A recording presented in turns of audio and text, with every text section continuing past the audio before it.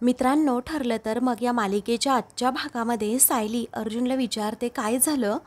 प्रिया चौकशी होऊ देत नाहीये का?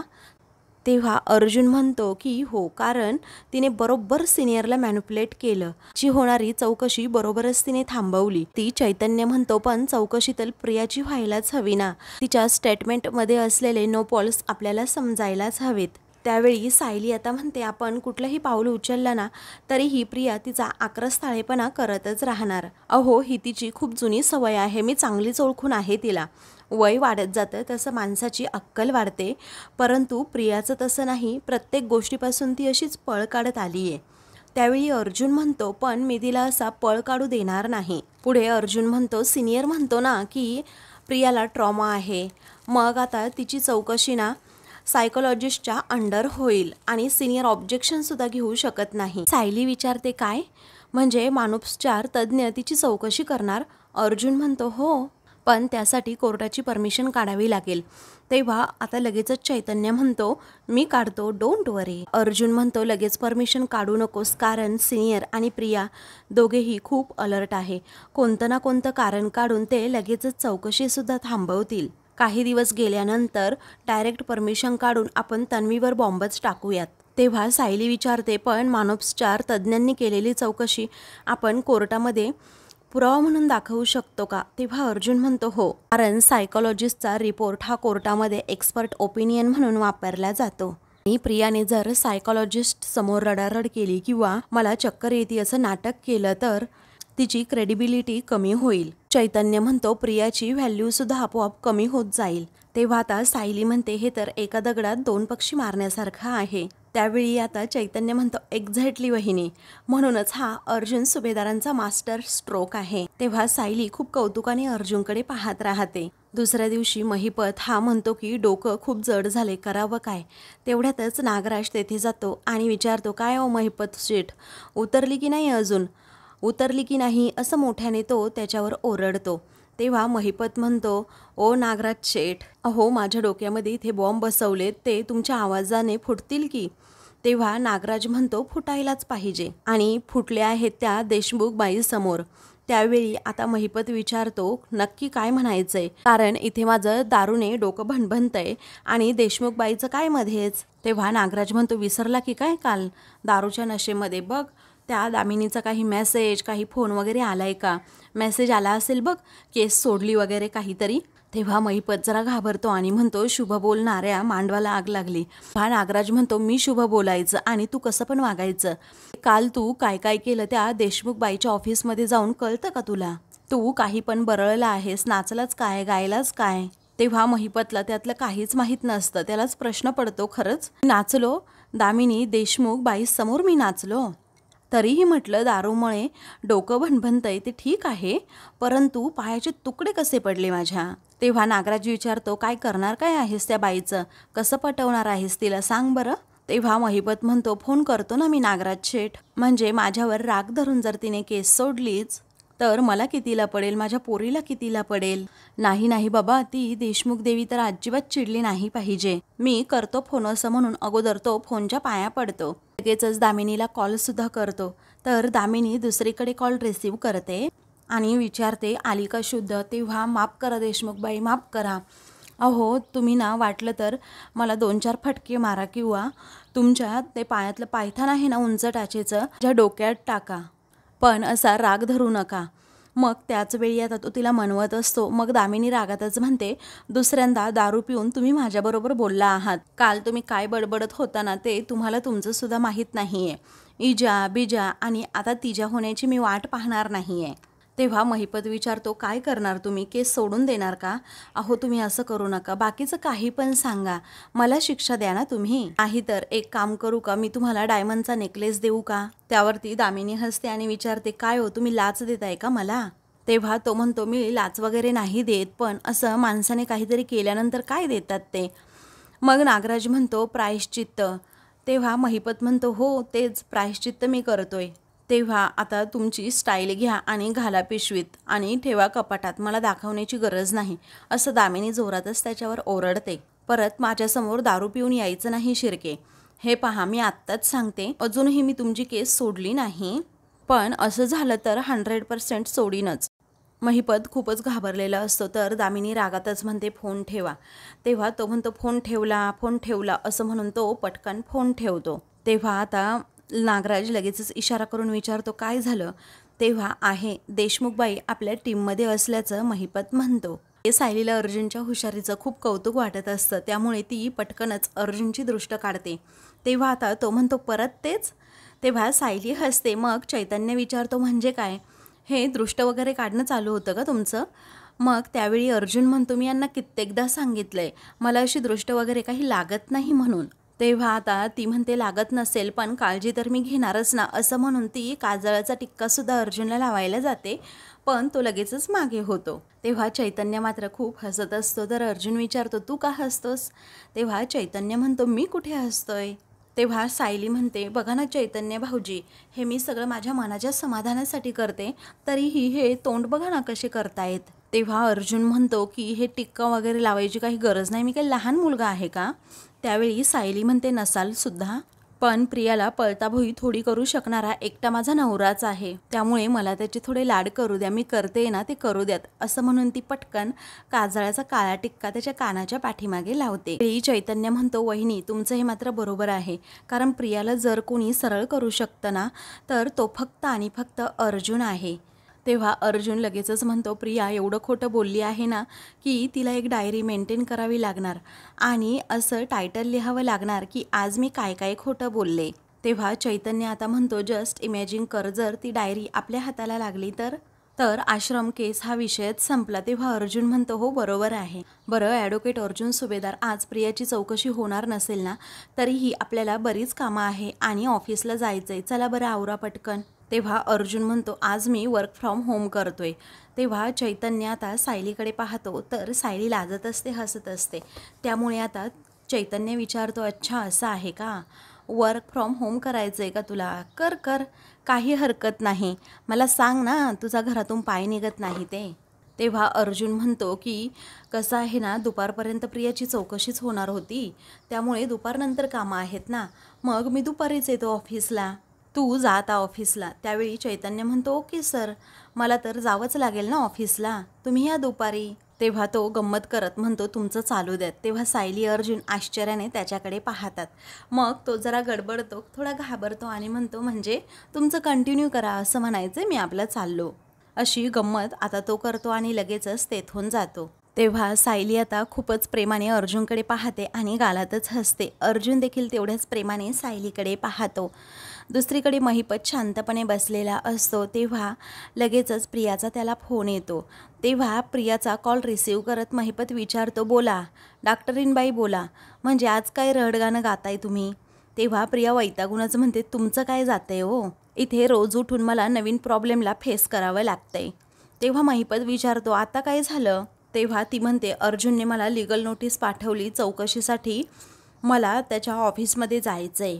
तेव्हा महिपत घाबरतो आणि ताडकन उठून विचारतो हे असं चालतं, कायद्याने असं करता येतं का.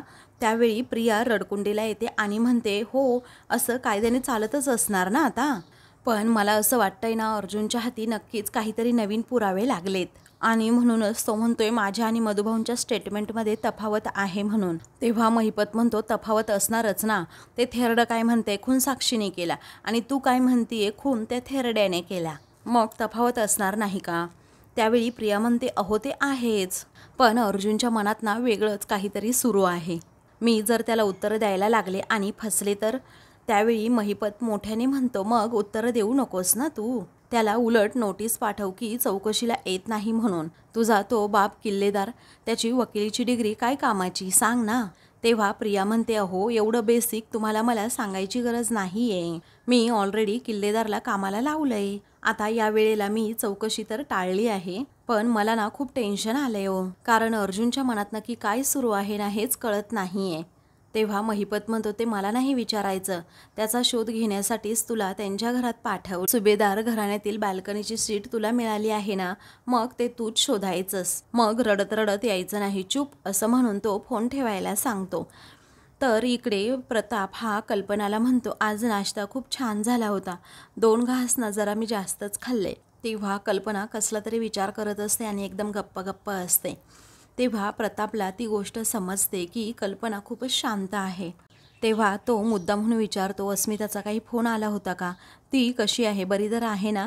मग आता कल्पना लगेचच म्हणते, हो बरी आहे ती. प्रताप म्हणतो की बायको जर गप्पा गप्पा असली ना, घर किती शांत वाटतं. मी मोबाईलमध्ये एखादा व्हिडिओ लावू का, म्हणजे काहीतरी आवाज तरी येईल. तेव्हा आता कल्पना म्हणते, घरातील माणसांची जागा मोबाईल घेऊ शकणार आहे का?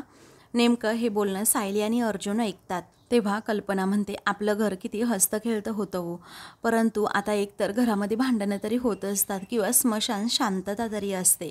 घरातील सर्वांचं ना असं पूर्वीचं हसणं कुठेतरी हरवून गेलंय.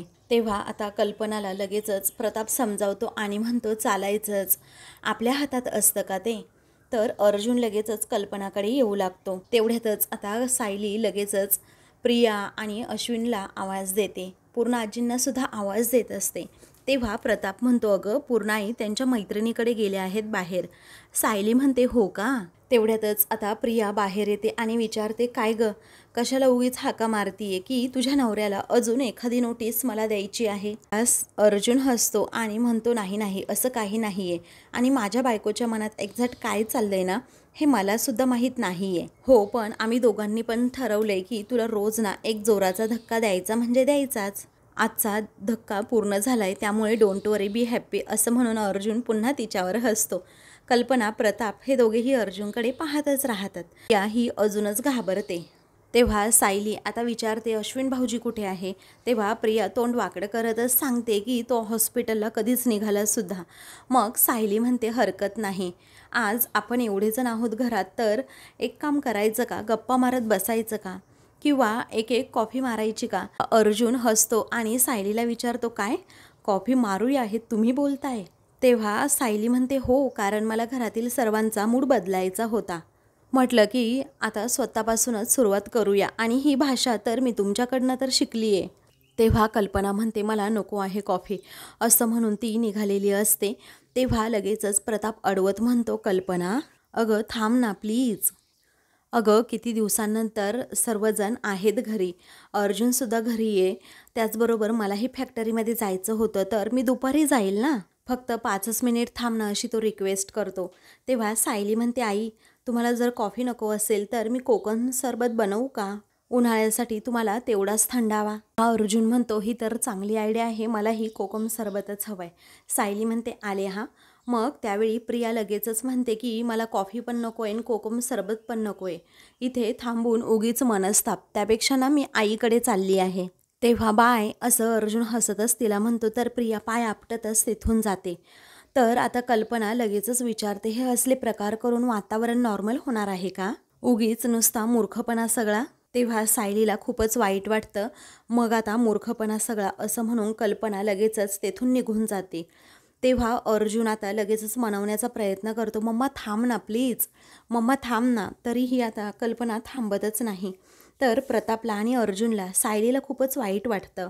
तेव्हा प्रतापसुद्धा म्हणतो, चला आता मी सुद्धा निघतो फॅक्टरीमध्ये. म्हटलं होतं दुपारपर्यंत घरात थांबू, जरा गप्पा मारूयात, पण आता काही उपयोगच नाही, मी निघतो आता फॅक्टरीमध्ये, असं म्हणून आता प्रताप निघालेला असतो. तेव्हा आता लगेचच सायली म्हणते, थांबा ना बाबा 2 मिनिट. तेव्हा सायली लगेचच त्यांचा डबा आणि कोकम सरबत घेऊन येते आणि म्हणते, दिवसभर थोडं थोडं पीत राहा, म्हणजे तुम्हाला उन्हाळा हा बाधणार नाही. तेव्हा प्रतापला आता खूपच छान वाटतं की सायली किती काळजी घेते. मग आता तो तिच्याकडे पाहतच राहतो आणि गालात हसतो. तेव्हा आता प्रताप तिथून गेल्यानंतर सायली हसते आणि म्हणते, पाहिलं तुम्ही, बाबा माझ्या हातचं सरबत घेऊन गेले. तेव्हा अर्जुन म्हणतो, बघितलं ना, आणि या आनंदामध्ये नवऱ्याला सरबत द्यायचं विसरलात, हे सुद्धा बघितलं हा मी, असं म्हणून तो गाल फुगवूनच बसतो. तेव्हा सायली हसते आणि म्हणते, तुम्हाला कधी मी विसरेन का? तेव्हा ती लगेचच डब्यामध्ये असलेला सरबत दाखवते आणि म्हणते, तुमच्या डब्यामध्ये एका बाजूला बॉटल ठेवली आहे, संध्याकाळपर्यंत संपवायचं आहे हा. त्यावेळी आता अर्जुन म्हणतो, ओके बॉस.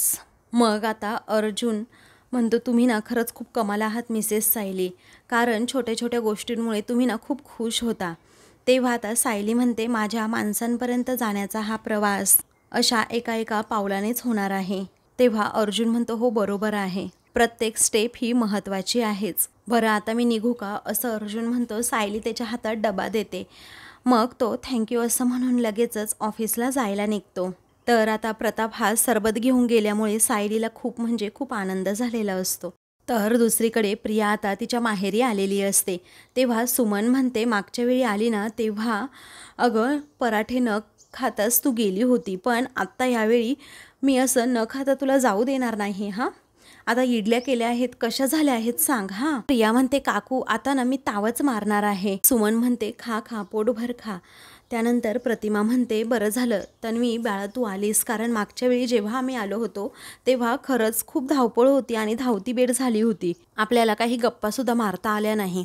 तेव्हा प्रिया म्हणते, अगं आई कसं आहे ना, कॉलेज असाइनमेंटचा खूप मोठा प्रोजेक्ट होता ना, त्याचीही किती कामं असतात, तीही सुद्धा करायची असतात. तेव्हा प्रतिमा आता लगेच सुमनकडे पाहू लागते. तेव्हा सुमन म्हणते, वहिनी आपली तन्वी किती समजूतदार झाली ना तिकडे जाऊन. जेव्हा इथे होती तेव्हा असं वाटायचं की खूप अल्लड आहे म्हणून, पण लग्नानंतर कशी लगेचच करत्या बाईसारखी वागायला लागली.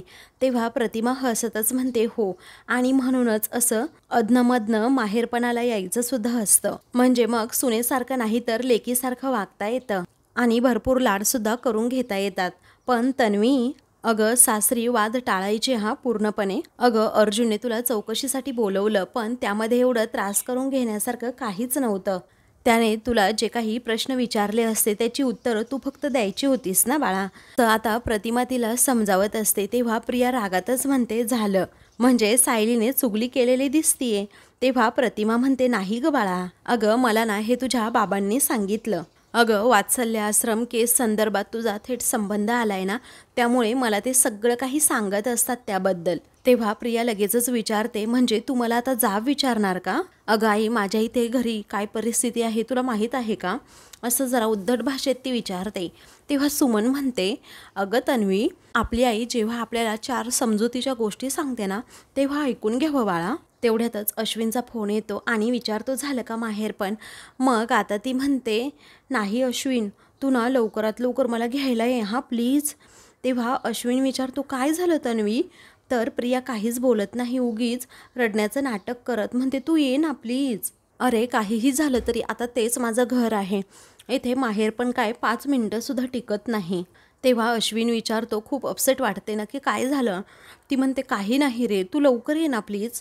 मग आता तो म्हणतो, हो येतो मी लवकर, जरा थोडा वेळ थांब. तेव्हा प्रिया फोन ठेवत लगेचच प्रतिमाला म्हणते, आई तुला फार काळ मला सहन करावं नाही लागणार, माझा नवरा ना येतोय मला घ्यायला. तेव्हा प्रतिमा म्हणते, माझ्या बोलण्याचा एवढा चुकीचा अर्थ काढू नकोस. तेव्हा माझ्या बोलण्याचा तन्वी चुकीचा अर्थ काढू नकोस ना, असं प्रतिमा म्हणते. तेव्हा सुमन म्हणते, ते राहू दे सगळं आता वहिनी, मी ना तिला बेसनाचे लाडू देते, असं म्हणून ती किचनमध्ये जाते. तर प्रिया आता नाश्ता करत असते. तेवढ्यातच आता तिच्या मोबाईलवर महिपतचा कॉल येत असतो. प्रतिमाचं लक्ष सहजच आता तिच्या मोबाईलकडे जातं, त्यावर महिपत असं नाव असतं. प्रिया नेमका आता ते पाहते आणि पटकनच आपला फोन घेत बाहेर जाते. तेव्हा प्रतिमाला आता धक्काच बसतो, मी कुठेतरी ऐकलं आहे आणि महिपत म्हणजे खरंच यांनीच मला सांगितलंय वात्सल्य आश्रम केस संदर्भात त्यांच्याकडनं खूप वेळा ते नाव ऐकलंय. मग त्या माणसाचा कॉल हा तन्वीला का आला असेल असा प्रश्न आता प्रतिमाला पडतो. सगळं आता आठवून प्रतिमाला खूप मोठा धक्का बसलेला असतो आणि ती त्या महिपतचाच विचार करत असते. तर दुसरीकडे सायलीने अगदी छान असं जेवण बनवलेलं असतं. तेव्हा विमल आता लगेचच विचारते, सायलीताई अहो आज कोणी पाहुणे येणार आहेत का घरी, तुम्ही एवढं सागर संगीत सगळं जेवण बनवलंय, अहो मला सांगायचं ना, मी आले असते की मदतीला. सायली म्हणते, विमलताई अहो कुणी येणार नाही, आज आई आणि मी एकत्र जेवण करणार आहोत, तुम्ही घेऊन येता का त्यांना जरा. मग आता विमल म्हणते, हो येते की घेऊन, आणि त्या जेवून येईपर्यंत मी लगेचच त्यांची खोलीसुद्धा साफ करून ठेवते. तेव्हा सायली म्हणते, हो ठीक आहे. तेव्हा सायली आता विचार करते की हे सगळं बघून आईंना आनंद होईल ना, वरवर असेल नाराजी, पण हे पाहून खरंच आईंना आनंद होईल. तेवढ्यातच कल्पना आता तेथे येते. सायली म्हणते, आई बसा ना, बसा प्लीज बसा, हे पहा बघा मी काय काय केलंय, तुम्हाला आवडते ना तशी मटकीची उसळ, चिंचगुळाची आमटी, आणि आई मला सुद्धा खूप आवडते अशी चिंचगुळाची आमटी, आपण एकत्र बसूयात का जेवायला, मी वाढते तुम्हाला. तेव्हा कल्पना म्हणते, पूर्णाई असत्या तर मी थांबले असते, पण आता मी खोलीतच जेवेन. तेव्हा सायली आता लगेचच म्हणते, आई थांबा ना प्लीज. अहो असं कधीतरीच होतं की आपण दोघीही अशा एकत्र जेवायला बसतो, आणि हे ना मला एकदा म्हणाले होते की 2 जीवापाड प्रेम करणारी माणसं एकत्र जर जेवली ना तर त्याला डेट असं म्हणतात. आपण आपल्या दोघींची आज ही जेवणाची डेट आहे, आपण असं समजूयात का? आणि या निमित्ताने तुमचा मूड थोडा तरी चांगला झाला ना तर मला खूप छान वाटेल आई. तेव्हा कल्पना रागातच म्हणते, मूर्खासारखं काहीही बडबडू नकोस, माझं जेवण ना माझ्या खोलीतच पाठवून दे, असं सायलीवर ती ओरडतच म्हणते. मग आता सायली लगेचच म्हणते, आई थांबा ना हो प्लीज, आणि माझ्यावर तुम्ही कितीही रागवला असलात ना तरीही तुम्ही असा अन्नाचा अपमान नाही होऊ देणार, मला माहिती आहे. आई प्लीज तुम्ही जेवाल ना, असं हट्टानेच ती सारखं सारखं म्हणत असते. कल्पना आता तिच्याकडे पाहतच राहते. सायलीला खूप आनंद होतो आणि मग ती म्हणते, आई मला माहीत होतं तुम्ही जेवणाकडे तरी अशी पाठ नाही फिरवणार. तेव्हा कल्पना म्हणते, इथे थांबेन मी, पण माझ्याशी एक शब्दसुद्धा बोलायचा नाहीस आणि मला बोलायला सुद्धा लावायचं नाही. तेव्हा सायली आता लगेचच खुश होत म्हणते, हरकत नाही आई, आपण एकत्र बसून जेवणार आहोत ना, याला मी आपली निशब्द डेट असं समजेन. तेव्हा सायलीला आता खूपच आनंद होतो. मग ती आता लगेचच खुर्ची मागे घेते आणि कल्पनाला बसायला सांगते. तर आता सायली लगेचच कल्पनाला जेवण वाढू लागते आणि तिला खूप आनंद झालेला असतो, कारण कल्पनाबरोबर आज खूप दिवसानंतर ती जेवणार असते. तर दुसरीकडे आता प्रिया ही जरा बाहेर येते आणि महिपतचा कॉल रिसीव करते. तेव्हा आता कॉल रिसीव केल्यानंतर लगेचच ती म्हणते, काय हो, वाटेल तेव्हा कधीही फोन कशाला करताय, तुम्हाला काही वाटत नाही का? तेव्हा महिपत रागातच म्हणतोय, चिचुंद्रे आवाज खाली कर. प्रिया लगेचच म्हणते, मी ना आता किल्लेदारकडे आली आहे, त्या अर्ध्या मेंदूच्या बाईसमोर तुमचा फोन वाजला आणि तिने बहुतेक ते नावसुद्धा वाचलं असेल. तेव्हा महिपतला आता धक्काच बसतो. मग आता प्रिया म्हणते, तरी नशीब तुमच्याबद्दल ना फार काही माहीत नाही आहे तिला, आणि म्हणून वाचलो आपण, पण कशाला उगीच रिस्क घ्यायची, असं म्हणून प्रिया आता महिपतलाच झापते. तेव्हा लगेचच महिपत रागात म्हणतोय, किती टिवटिव करते आणि कशाला उगीच नको ती लफडीसुद्धा करतेस, आणि ही सगळी लफडी आहे ना तू तुझी निस्तरायची, माझ्यापर्यंत अजिबातच आणायची नाही, समजलं, असं म्हणून तो प्रियावरच भडकतो. आता फक्त थोबाड बंद करायचं आणि कान उघडे करायचे. तेव्हा आता तुझा तो बैल कुठे आहे, असं महिपत विचारतो. तेव्हा प्रिया विचारते, कोण? तेव्हा तुझा तो डॉक्टर नवरा कुठे आहे, असं आता महिपत पुन्हा एकदा विचारतो. ती म्हणते, असेल ना कामावर, आता येणार आहे मला पिकअप करायला. पण काव? त्यावेळी महिपत म्हणतो, अजिबात प्रश्न विचारायचे नाहीत हा, आता फक्त ना मी सांगेन तेवढंच करायचं, तुला तुझा जीव प्यारा आहे ना, मग आता तुम्ही निघाल ना तेव्हा तुमची गाडी स्टेशन रोडवरनं जाईल ना? तेव्हा प्रिया म्हणते, हो. तेव्हा लगेचच महिपत म्हणतो, काहीतरी कारण काढायचं आणि नवऱ्याला गाडी बाजूला घ्यायला सांगायचीस, न उतरायचं आणि तिथेच त्याच्याशी गप्पा मारत बसायचं. तेव्हा आता लगेचच प्रिया विचारते, का बरं?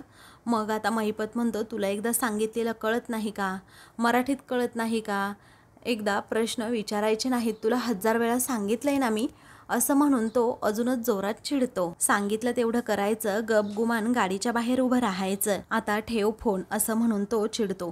तेव्हा प्रिया गुपचुपच फोन ठेवते. तर महिपतने तिकडे कल्पना आणि सायलीचं आता जेवण करून होतं. तेव्हा कल्पना आता आपल्या रूममध्ये निघालेली असते. तेव्हा सायली लगेचच म्हणते, आई अहो खरंच तुम्ही एक शब्दसुद्धा नाही बोललात.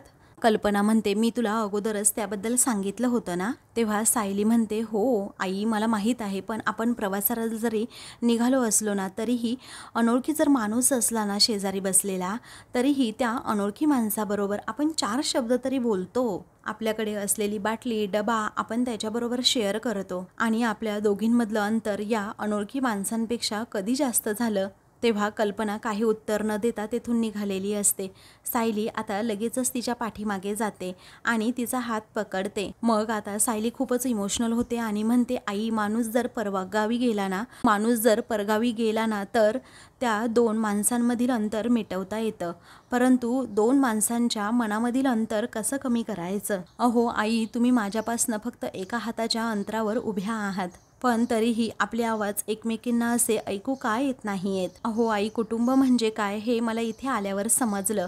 तेव्हा कल्पना आता सायलीच्या बोलण्याचा विचार करते. तर ती खूपच इमोशनल होते आणि म्हणते, आई कशी असते ना हे मला तुम्ही भेटल्यावरच समजलं. हो आई, तुम्हाला तो कृष्ण जन्माचा दिवस आठवतो का हो? मी तुम्हाला मिठी मारून म्हणाले होते की तुम्हीच माझ्या यशोदा आहात.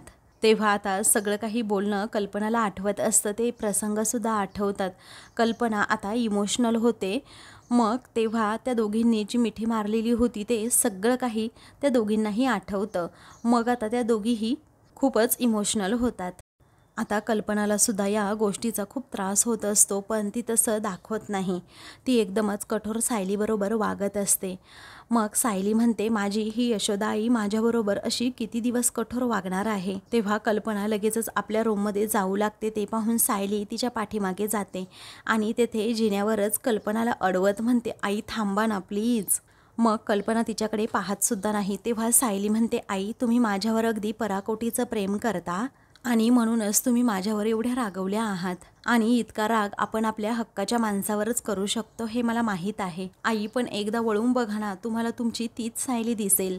एकदाच माझ्याकडे बघा ना आई प्लीज, असं म्हणून ती रिक्वेस्ट करते. तेव्हा आता कल्पना तिथून जाऊ लागते, तर सायली पुन्हा एकदा तिच्या पाठीमागे जाते आणि म्हणते, आई तुमच्या नावाचं जे रोप मी लावलं आहे ना ते खरंच खूप छान बहरतंय आई, आणि आपलं नातंसुद्धा पुन्हा असंच फुलेल आणि आपल्यातलं अंतरसुद्धा असंच मिटेल. माझी पूर्णपणे खात्री आहे, असं म्हणून ती कल्पनाकडे पाहते. तर आता मित्रांनो, पुढील भागामध्ये महिपतने सांगितल्याप्रमाणे प्रिया घरी येता येता लगेच स्टेशनजवळच्या रोडवर अश्विनला गाडी थांबवायला सांगते आणि मला उलट्या होत आहेत, त्रास होत आहे असं नाटक करत गाडी बाहेर येते. अश्विनसुद्धा गाडीतून खाली उतरतो आणि तिची काळजी करत असतो. त्यानंतर तो गाडीतून पाण्याची बॉटल घ्यायला जातो, तर महिपत लगेचच तेथे येतो आणि गाडीत बसलेला असतो आणि तो पटकन गाडी पुढे घेऊन जातो आणि अश्विनला धक्का देतो. तर अश्विन कोसळून खाली पडतो. त्यावेळी आता प्रिया लगेचच अश्विनला घरी घेऊन येते आणि आई बाबा पूर्णाजी प्लीज लवकर बाहेर या असं म्हणते. तेव्हा महिपतसुद्धा त्यांच्या पाठोपाठ आलेला असतो. तेव्हा आता घरातील सर्वजण बाहेर येतात. तेव्हा आता कल्पना खूपच चिडते आणि महिपतला म्हणते, हे अगोदरसुद्धा तू केलंय, तुला अर्जुनपर्यंत पोहोचता आलं नाही म्हणून तू माझ्या नवऱ्याला सुद्धा अटक केली होतीस. लगेचच महिपत म्हणतो, अहो या टायमाला खरंच अपघात झाला माझ्याकडनं. अर्जुन लगेचच पुढे जात त्याची गचंडी पकडत म्हणतो, माझ्या भावाच्या केसाला जरी धक्का लागला ना मी उभा चिरेन. अशाच मालिकेंचे पुढील भाग पाहण्यासाठी चॅनलला सबस्क्राईब करा.